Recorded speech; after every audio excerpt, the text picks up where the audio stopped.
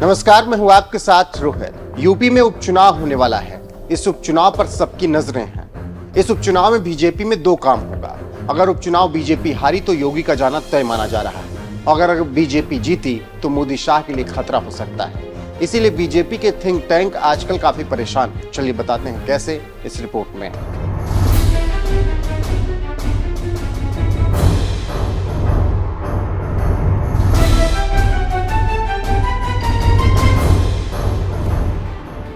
दरअसल पिछले 2 हफ्ते से घमासान होने के बाद अब एक बार फिर बीजेपी में घमासान शुरू हो गया है और मिशन है योगी को हटाना है। और इसकी शुरुआत 22 जुलाई को हो गई, जब बंद कमरे में लखनऊ में यूपी बीजेपी अध्यक्ष भूपेंद्र चौधरी, डिप्टी सीएम केशव प्रसाद मौर्य, दूसरे डिप्टी सीएम ब्रजेश पाठक और संगठन महासचिव शामिल हुए बैठक में। तो एक हवा निकली कि अब एक बार फिर योगी की कुर्सी को हिलाने का प्लान तैयार किया जा रहा है। इसी बीच यूपी में 10 सीटों पर होने वाले उपचुनाव को लेकर घमासान मचा है और बीजेपी इसकी तैयारी जोर शोर से कर रही है।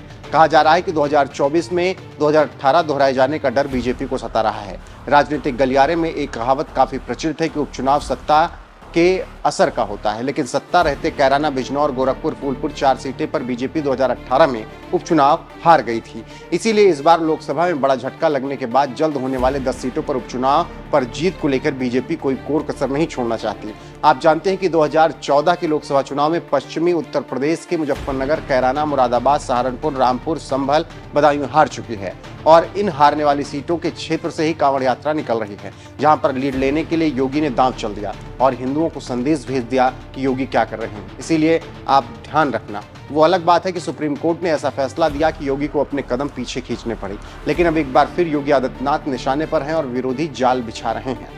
जानकारों का कहना है कि इस बार योगी आर या पार के नारे के साथ आगे बढ़ रहे हैं, क्योंकि अगर हारे तो विरोध के स्वर और तेज हो जाएंगे और मोदी शाह तो पहले से ही दांव लगाए बैठे हैं कि कब योगी कमजोर हों और कब हम दांव लगाकर हटा दें।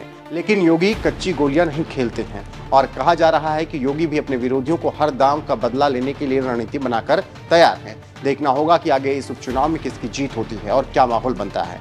अब पश्चिमी यूपी की मीरापुर, कुंदरकी, खैर, गाजियाबाद विधानसभा सीट पर उपचुनाव होगा। इसके साथ ही साथ करहल सीट को भी बेस्ट यूपी में ही गिना जाता है। ऐसे में योगी सरकार कांवड़ मार्ग पर दुकानदारों के नाम के साथ गेम खेल दिया।